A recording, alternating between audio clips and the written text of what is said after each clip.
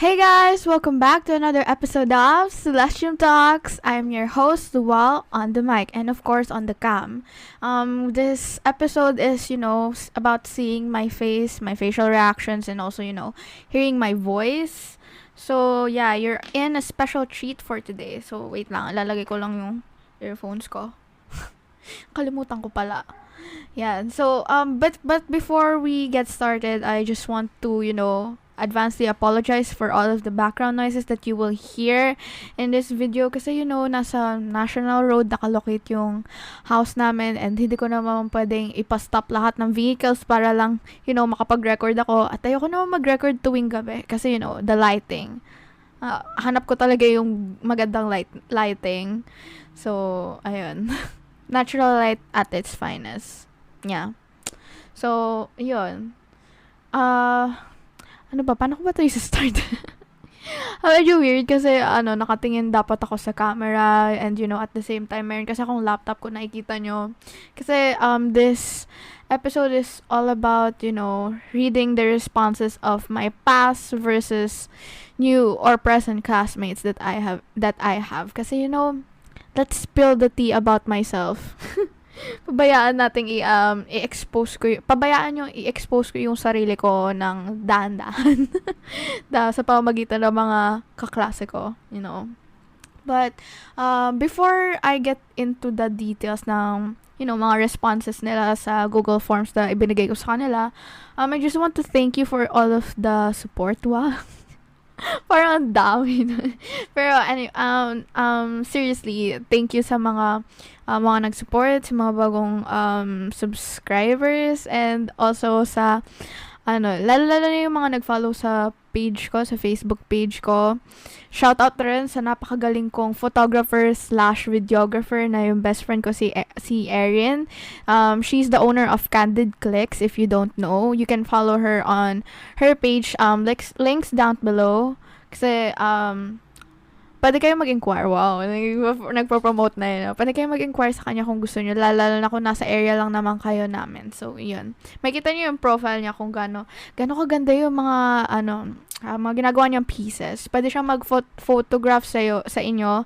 And at the same time, simple videography. Like, katulad nga nung ginawa ko para dun sa intro ko ngayon sa podcast. So, yun. Ngayon, backstory muna tayo. Bakit ko ba naisipang ito yung gawin para sa ngayong episode? Nakita ko kasi na mas marami compared dun sa audio lang. Like, maraming nanood nung nakita yung face ko. Ganun ba ka-entertaining yung face ko? But anyway, nakita ko mas madaming views. So, ito try ko lang. I'm not like really planning na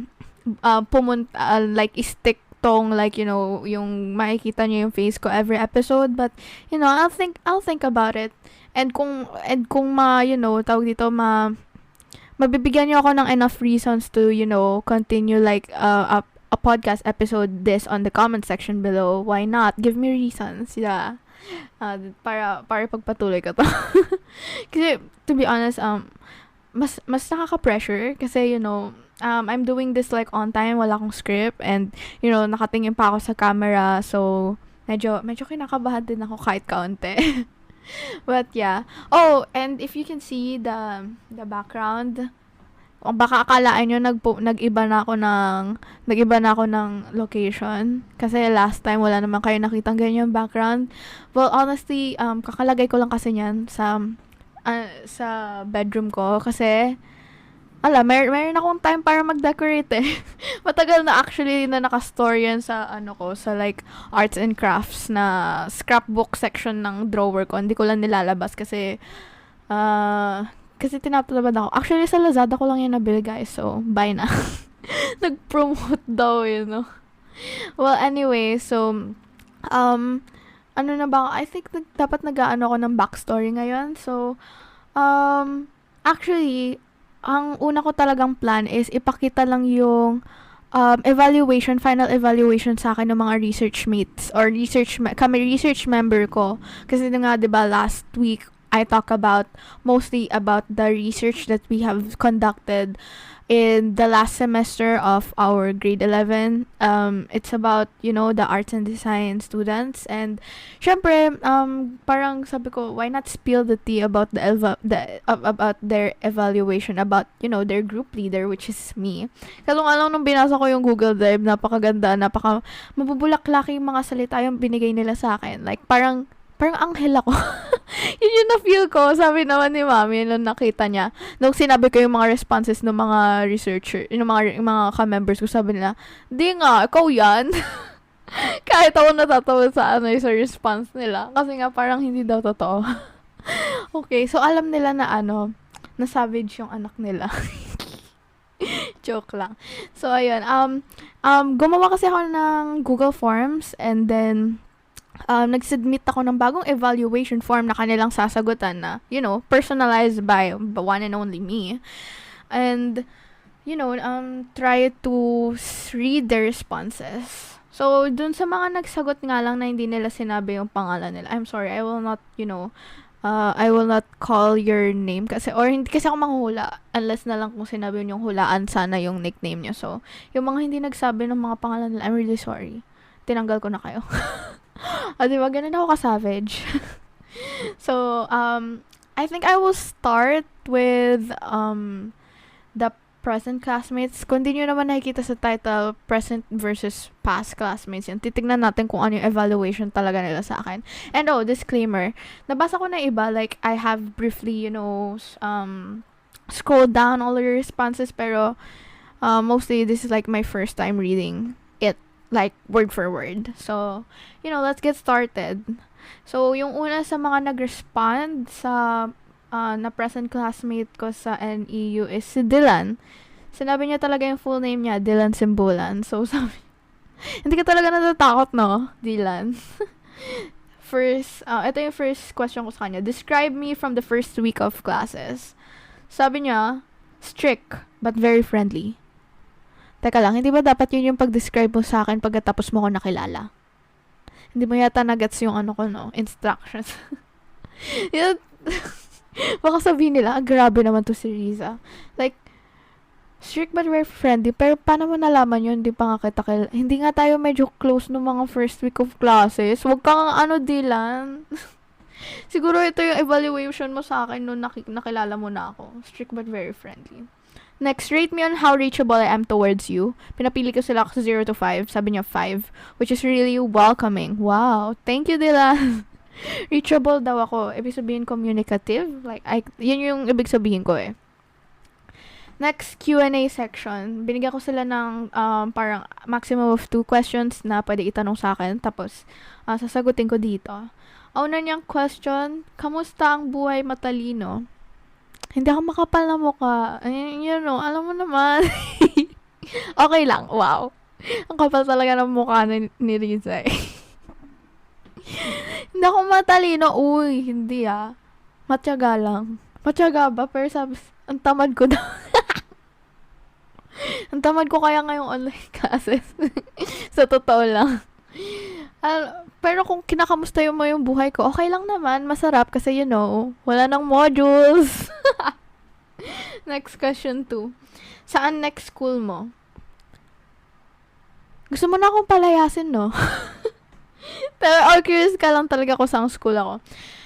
Pinapalayas mo ba ako, Dylan? Like, syempre sa NEU pa rin ako, hindi naman ako magta-transfer. Ang hirap kaya mag-transfer. Tsaka nagpa-process na kaya ako ng enrollment ko, wag ka. Wag mo kong paalisin. Meron pa tayong 1 year na magkakasama as buong section. Shoutout sa 11th STEM 2. Next, message nila. Ito yung message section. What are the things that made us closer during our grade 11 experience? Tapos sabi niya, syempre yung SIPAR. Sa SIPAR daw. So, yeah. Totoo yun. SIPAR, kung wala kayong subject, it's more about like, yun yung mape nyo sa senior high. I don't know kung yung iba. I think required siya eh. I think core subject yata to if I'm not mistaken. Ewan ko. Basta yun. Next is Anything that you want to say to me, keep grinding, abutin natin sabay-sabay ating mga pangarap. Well done. Yeah, well done din sa'yo, Dylan. At syempre, sa lahat ng mga students na get over, like yung nakatapos ngayon sa online classes nila and or modular classes, distance learning, perhaps, in this, troubled times in the pandemic. So, well done para sa ating lahat din. Thank you, Dylan, sa message mo. Next, how would you describe me to someone who doesn't know me at all? Sabi niya, ayan si Riza. Strict yan, lagot ka. Yun, sabi niya, hahaha. Like, edi wow, Dylan. Well, hindi ko naman nadadana yun. Seryoso, ganun talaga ako. Next, anyone or anything that you want to shout out on my channel? Sabi niya, shout out sa buong family ko, sa mama ko na naglalaba, sa papa ko na umalis, tsaka sa upuan namin. Ayun, shoutout daw sa kanila. Ang weird mo, Dylan, talaga. But anyway, thank you for, being a good host dun sa Sipar, yung project natin. Like, lodi ka talaga. Thank you kasi napapatawa mo kami lagi. Next is from Abigail. Hi, Abigail. Miss na kita. Miss ko na lahat ng mga questions mo sa akin. Char. Next.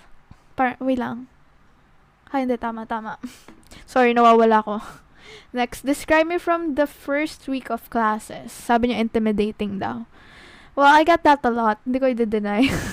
Dahil siguro sa, facial expression ko sometimes. Well, scratch that. All the times. All the time pala. Anong all the times?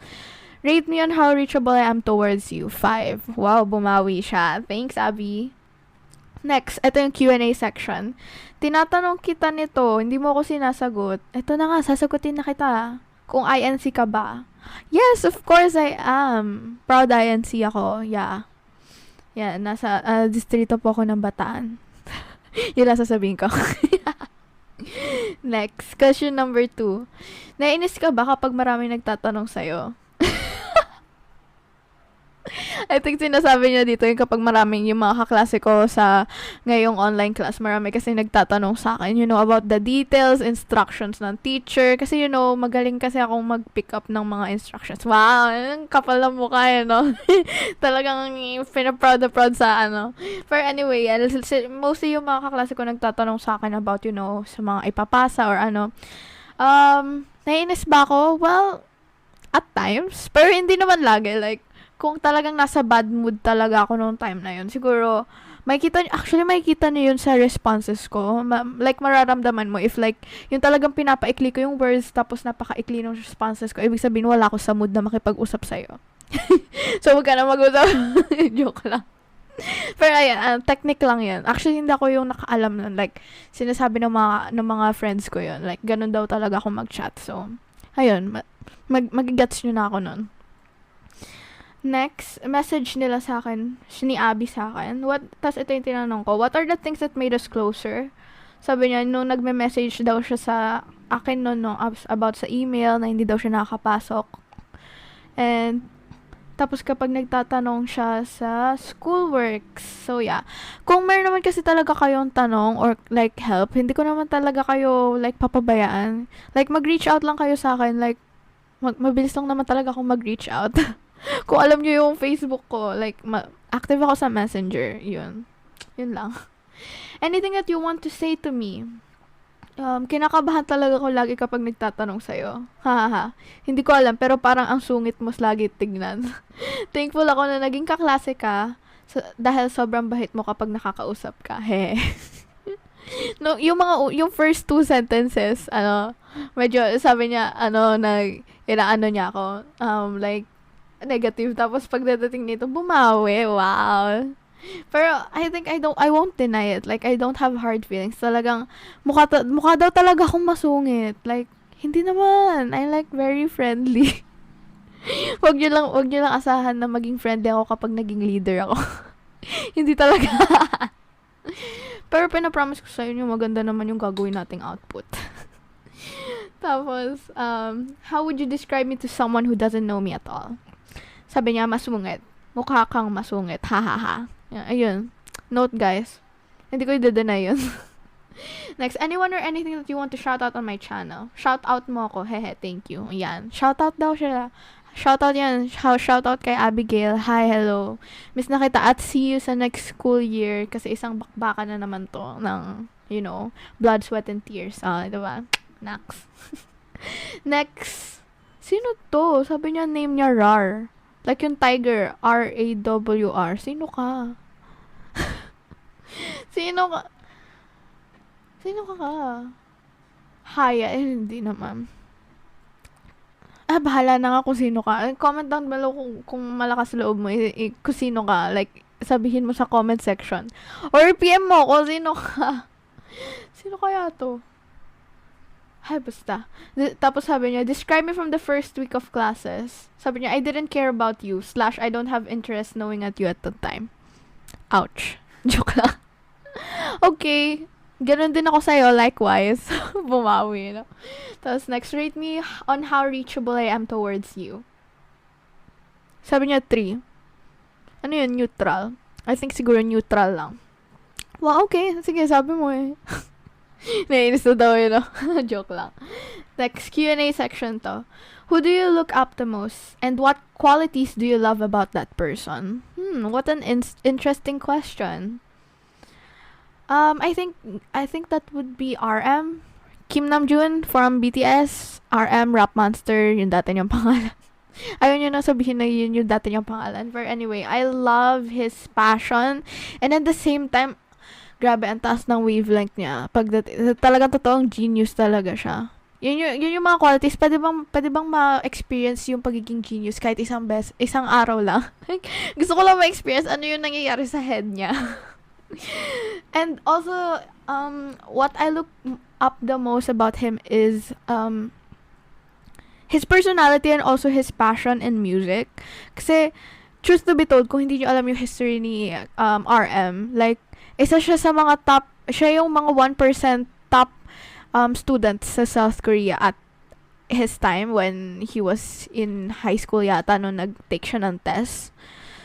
And, imbis na syempre, diba, kung ikaw yun, why not create, the dream job or the dream career that you want to have? But, yung kinuha niyang path is something risky. Like, the music industry is really risky. Hindi mo talaga alam kung magiging popular ka or, sisikat ka or, magkakaroon ka ng pera when it comes to, like, creating music. Pero, nakuha niyang i-take yung risk na yun. So, I'm really, lodi ko talaga siya when it comes to that. And, nagpapasalamat na rin ako at dahil pinili niya yun kasi kung hindi, baka yung mga members ngayon hindi naka-debut. Kasi mostly yung mga reason ng mga members, kung makikita niyo yung mga interviews nila is, ang kadahilan yun kung baka sila pumasok dun sa entertainment, yung big hit entertainment data is, dahil kay RM. So, yeah, I really admire him for that.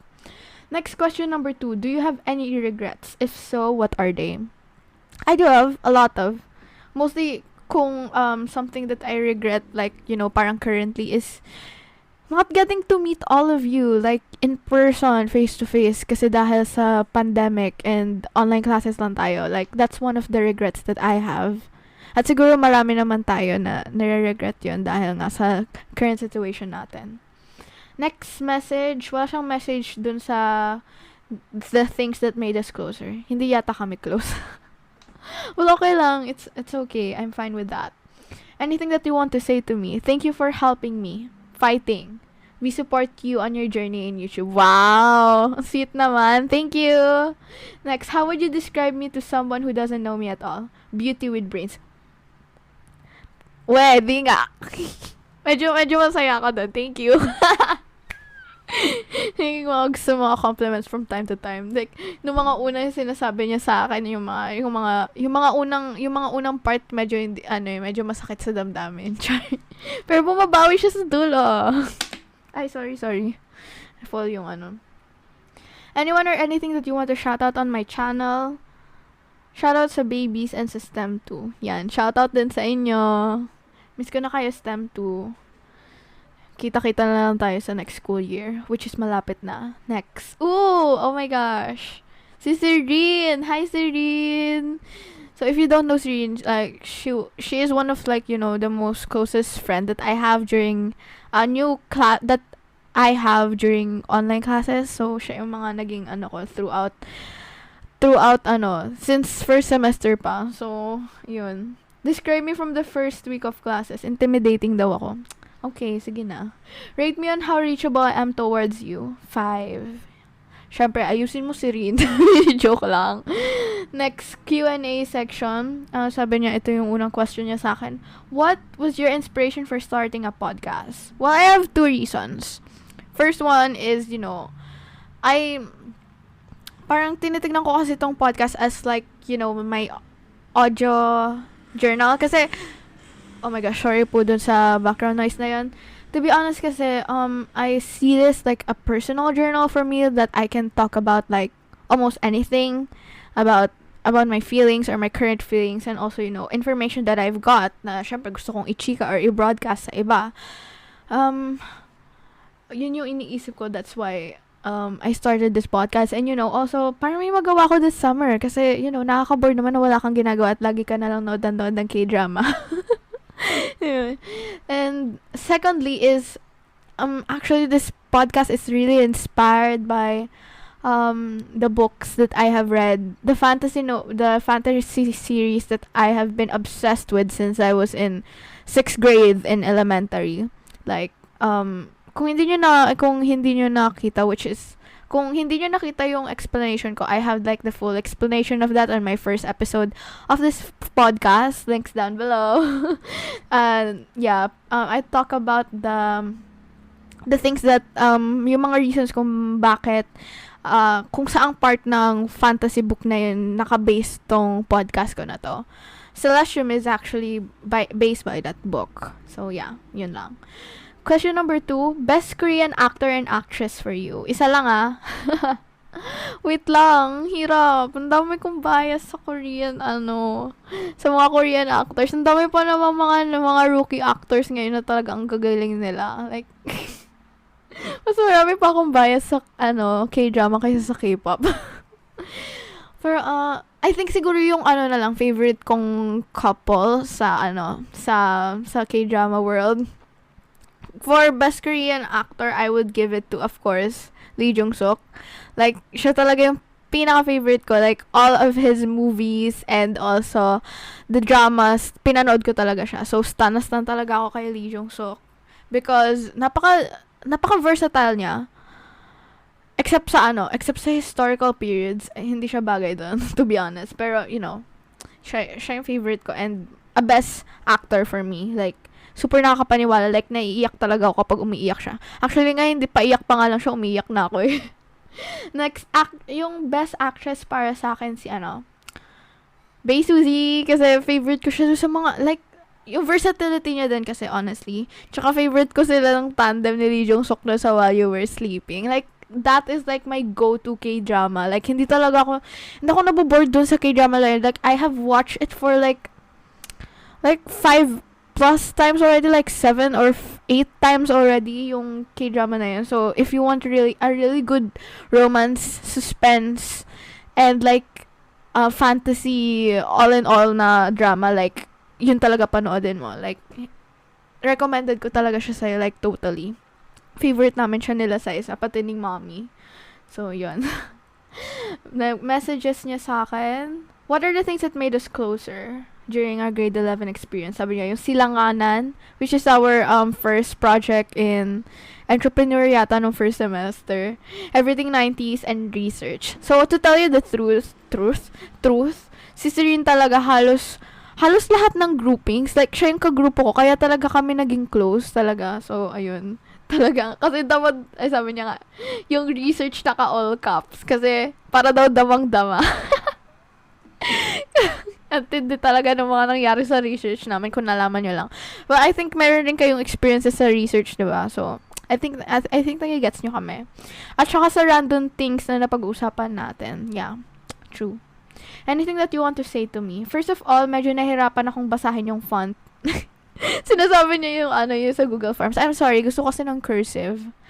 Next, I know that we have only known each other for a year. Hindi pa nga year eh. But you're one of the few people I would consider as a real friend that I really had during grade 11, and I hope na we can build more memories and strengthen our bond this incoming year. I love you, Riza. Mwah.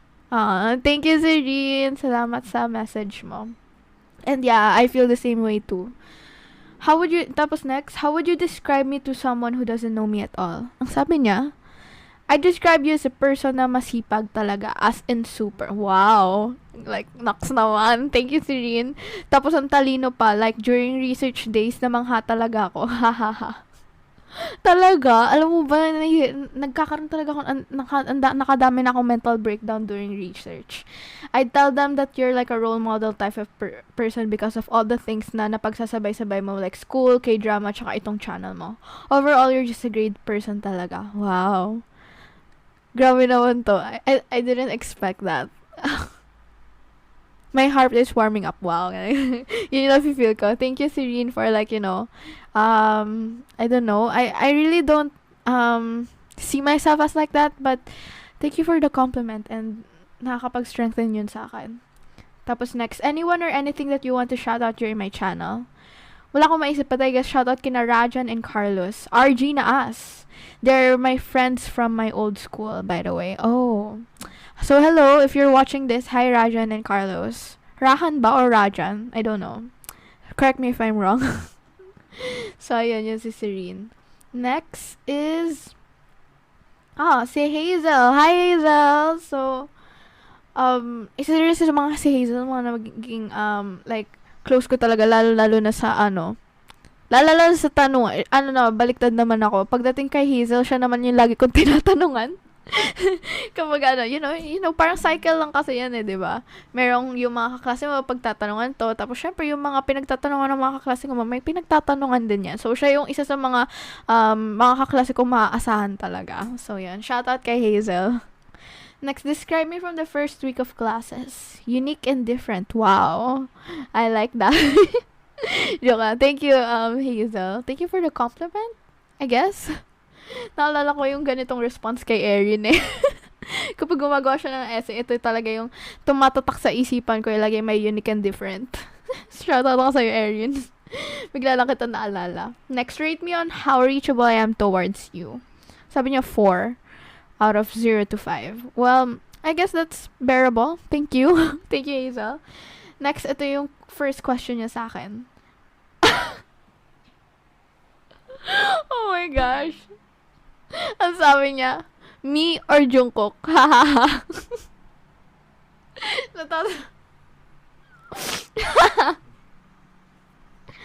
Syempre yung bias ko, di ba?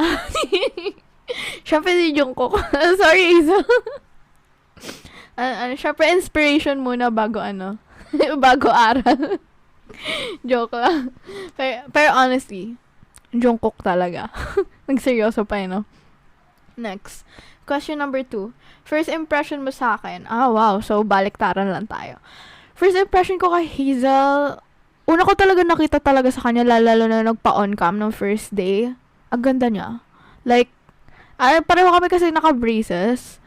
Tapos sabi ko, bakit parang bagay sa kanya yung braces? Tapos sa akin, hindi. yun talaga na-notice ko. Yun talaga first impression ko sa'yo. Kayong dalawa ni Phoebe, yung una ko talagang, kayo talaga yung una nag-struck sa aking attention nung first weeks of classes natin. Kayong dalawa. So, yeah. Maganda kayo. Super. Ang ganda nyo. Like, ganun. Next message. What are the things that made us closer during our grade 11 experience? The BTS maybe. Yung magka-group tayo sa Filipino noon para sa hugot. Oo nga. Ito pa. Sa BTS kasi kami unang like, syempre, di ba, yung mga kapwa army, actually, nagpapasalamat ako na army ako kasi kung hindi, kasi dahil sa pagiging army ko, ang dami ko na naging kaklose ng mga kaklase ko ngayon. Kasi, yun nalalaman nila sa my day ko na ako yung army. Uy, kapwa army pala kita. Tapos, ayun, ongoing na yung conversation namin. So, sa mga kapwa armies dyan, hit me up. Joke lang. Pero, I think maganda yung sa first meetup kapag kinakabahan ka. Itanong mo, K-pop lover ka ba or sino sinastan mo yan? Tapos kapag Lucky ka kapag sinabi nila, oh my gosh, magka-same tayo ng like ng fandom. So, ayun. The rest is history. Ganon din yung ginagawa namin. Next, anything that you want to say to me? I hope to see you soon. You too! Ay, syempre, I really want to see all of my classmates like face to face. Next, how would you describe me to someone who doesn't know me at all? Diligent and smart. Wow! Nice. Thank you. Thank you, Hazel. Does anything or anyone that you want to shout out my channel? Wala siyang nilagay. Ayaw niya yata magpa-shoutout. Ouch. Joke lang. Next, punta tayo sa... Sino to? Ruru lang sa kalam. Ruru? Ruru Madrid? Char lang eh. Sino to? Sino to? Rojan, ikaw ba to? I think ikaw nga. Nag-iisip ako eh. I think, kasi diba sabi, Rojan, like, I think ikaw siguro to, no? Comment down below kung ikaw nga talaga to. Next, describe me from the first week of classes. Unique and different. Wow. Okay. At least nakakita mo ako, diba? Next, rate me on how reachable I am towards you. 4. Aray, hindi ba tayo magka-close? Sasaktan ako, char. Joke lang. Bakit 4 lang? Joke lang, hindi ako nagagalit sa'yo. Next, Q&A section tayo. Question number 1. Sino nang liligaw sa'yo? Ayoko maulat. Ano ba, Rojan? Ayusin mo yung mga tanong mo. Ikaw talaga. Question number 2. Ayoko i-broadcast to. Bahala ka, Rojan. Mag-usap tayo mamaya. Siguro bored ka, no? Mag-chat na lang tayo mamaya kung ito lang naman yung itatanong mo. Like, what the? Next message mo sa akin. What are the things that made us closer during grade 11 experience? Research. Magka-grupo tayo eh. Yun yung response niya. Ito talaga si Rojan parang lang eh. Parang napipilita. Like, research. Magka-grupo kasi tayo eh. Ano ba yan? Nakala ko ba close tayo? Like, pwede mo naman sabihin dahil sa, nag-chat tayo. Like, lagi tayo nag-uusap. Nakakainis ka talaga. Joke. Binibiro lang kita para lang maging entertainment tong video ko. Hindi ko alam kung na-entertain kayo. Next. Anything that you want to say to me? Mag-ingat ka palagi. Tapos yung Lodi Kicks. Ano ba yan? Yung mga nickname mo talaga, hindi talaga kita ma-understand minsan. Ingat ka din lalo na sa pagdadrive. Wag, laging maglagay ng seatbelt. Kasi, kung, kasi, sa mga magkakaklase ko, I think maintindihan nyo naman, si Rojan talaga kapag nagpa-open cam, like, talaga lakas ng loob niya, nag-open cam habang nagda-drive. Like, makikita mo na lang siya, nagmamaneho, gumagalaw yung arms, akala mo kung anong ginagawa, yung pala nasa kotse. Grabe talaga, Lodi talaga kita sa perfect attendance mo, ikaw na. Well, actually, hindi ka naman yata perfect attendance eh. Minsan-minsan ka lang mag-absent, pero hanga ako sa'yo dahil nagda-drive ka at the same time nakikinig sa teacher. Next, how would you describe me to someone who doesn't know me at all? Friendly. Okay, I can accept that. Friendly naman talaga ako. Kapag kayo yung unang kumausap. Tapos next, anything or anyone that you wanted to shout out? Pa-shoutout sa nanay at tatay ko na nanonood ng vlog na to. Yes! Nasa YouTube na ako, mami at daddy. Hello po. Okay, ayan. Famous ka na, Rojan. Yan. Hindi ka naman siguro magagalit kapag sinabi ko yung buong pangalan mo, di ba? Next. Ayun, last na to. Ang name na nilagay niya, secret. Hulaan mo na lang sa podcast. Okay, hulaan kita kung sino. Describe me from the first week of classes. Ay, wow, ang haba ng sagot niya. Gentle, enthusiastic, confident. Tapos, grabe. Tapos, binigyan niya na explanation kung bakit 3 yung pagkaka-rate niya sa akin. Sabi niya, since we only have worked together as group mates so far, my answer is 3. You're definitely easy to reach and contact, but approachability is another thing. Hehe. I will explain further in the next given questions. Wow. Like, a very mature and an intellectual answer. I like that. Feeling ko si kung hindi man to si Haya, I think si Mariel. Mariel, ikaw yata to. Next, question number 1 sa question and answer portion. Let's say you're a musical artist, okay? If you're going to release an album, what would be its title and what would you sing or write about?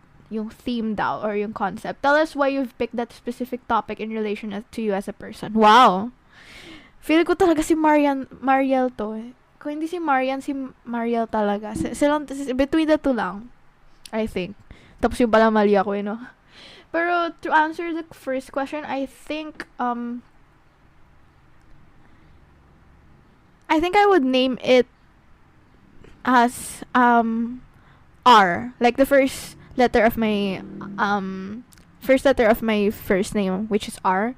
There's a lot of things that I could connect with that, like something that ayoko siya masyado yung podcast, but I just want to represent R, which is representing me as who I am. And if I'm going to release like yung pinaka music or like yung bibigyan ko ng MV is, I think I would title it as something poetic, and also something that is a little bit nostalgic and with beats of like lo-fi. Like ayokong yun yung parang background niya. Ay, wow, iniisip na yun. And also with a mix of classical music, I think. Kasi yun ako eh. Like, I really like lo-fi and also classical music at the same time. Mostly,